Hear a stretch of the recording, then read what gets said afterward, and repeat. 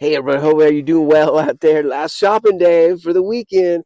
Get that shopping going on Sunday, man. It's crazy. A lot more online shopping that's going on, and it's pretty mellow right out here. I'm not shopping. I got some other things I got to do.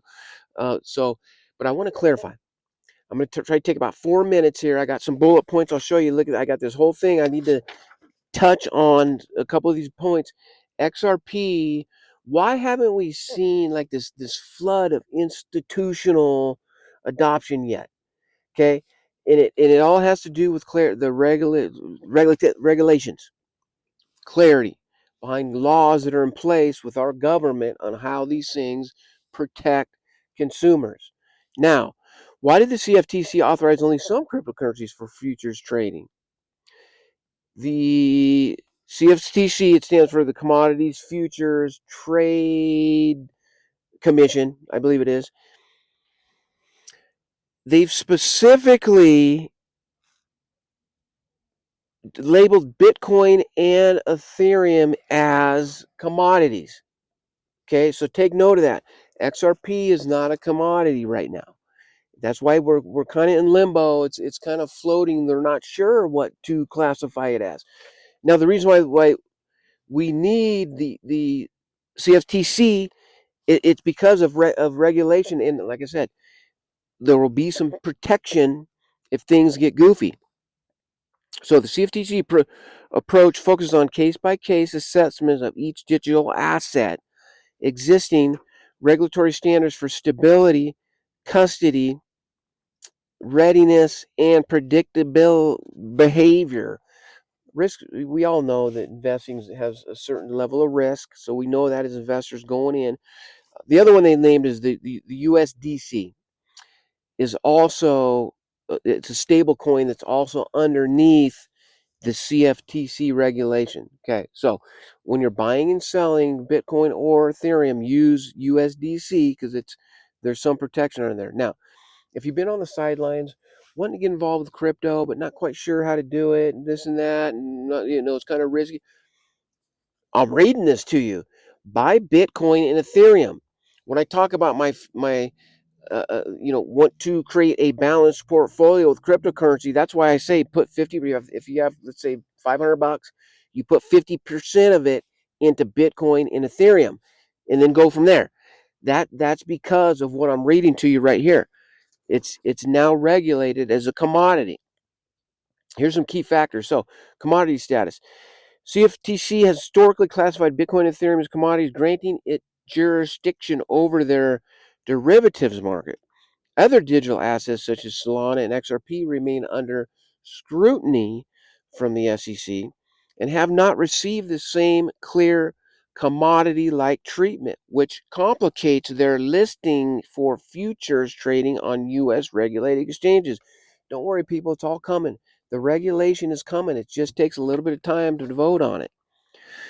Customer protection and risk management. Okay, a key driver is ensuring that crypto linked leverage sits within the robust U.S. regulatory safeguards, including bankruptcy protection, segregation rules, and continuous monitoring. This approach is intended to provide a safe domestic alternative of offshore exchanges that may lack these protections.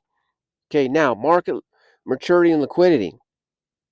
The authorized assets of Bitcoin and Ethereum have established market depth and liquidity. The CFTC's pilot program and guidance addresses requirements for eligible tokenized assets to meet specific liquidity and credit quality standards, as well as robust custody and operational risk management. That's why we don't want to buy something, these micro caps. Look, there's a place for micro caps, but when there's not enough liquidity, when there's not enough of money, and you want to go and sell one of these alt tokens that you buy, and it doesn't sell because there's not enough liquidity, dude, that's like you're handcuffed. This is what our government doesn't want to have happen to consumers. So be careful. That's what we talk about. All these YouTubers, within the cryptocurrency YouTubers, talk about. Don't play around with micro cap altcoins too much. We do put 10% of it in there. It's kind of like gambling, rolling the dice. But it's fun to learn how to deal with these micro caps sometimes, because they could explode and go off, and then all of a sudden you're a millionaire. No, just kidding. That's not how it works, people. So, but that's why the liquidity is a big part of this conversation. So, regulatory clarity, instead of broad new rules, the CFTC has worked to apply existing authority to provide clarity for certain assets, allowing exchanges to list products, though a self certification process, which is easier with assets already understood as commodities. The current regulatory landscape makes it a challenge for exchanges to list futures on other assets until market structure legislation is intact. Okay.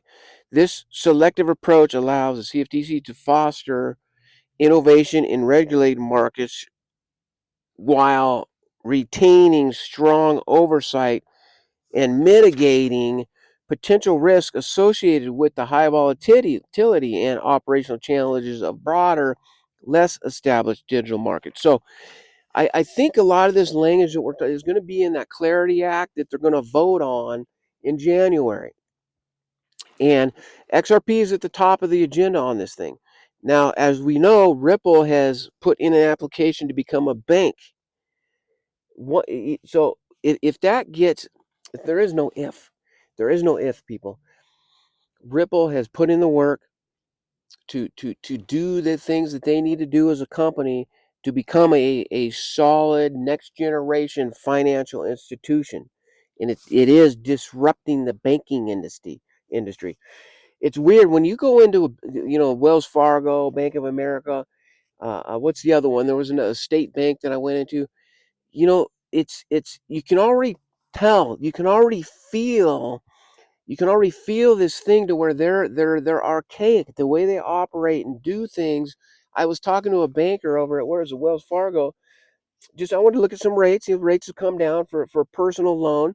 I needed some debt for taxation purposes. I needed it on record. And this poor young man, he's very nice, and he's trying to be professional and tell me everything he knows. I have a couple questions. He goes, "Okay, sir, let me. I'll be right back. I need to talk to my manager." He goes into the back room, comes out, and goes, "Sir," with this really stark, serious look on his face. He's trying to be professional, and he sits there and goes, "Sir, we're not. We actually don't do vehicle loans at this time." And I just looked at him, going, "How in the heck did you come up with me as a consumer wanting to apply for a vehicle loan? How did you even come up with that? It makes no sense, dude. That's not what I was even talking about. Thank you for your time." Shook his hand and walked out. So there's confusion. The banking industry is getting disrupted with a lot of this talk right here. Now consumers can earn yield against their crypto. That's one of the big pieces right here. We can borrow money against our crypto now. So it goes on and on. Wanted to show you these bullet points. Ethereum, Bitcoin is a commodity. If you want to get into the cryptocurrency market safely, we now have security and government regulation and protection for those two cryptocurrencies because they are deemed commodities. I wanted to share that with you. XRP is coming. It's not there yet. Let's see what this Clarity Act does in January, and we can go from there. All right, people. Thanks for checking in. Give me that thumbs up if you would, please. Please subscribe. I'm working hard. I'm trying to share the research and information that I look at daily. Either way, it's not because of this channel, but I just thought it's appropriate and it's fun for me. I like giving you this information. This stuff I love studying, and I just want to share it. Crypto Hop signing off. Thanks for your time, everybody. Enjoy the rest of your day. Peace out.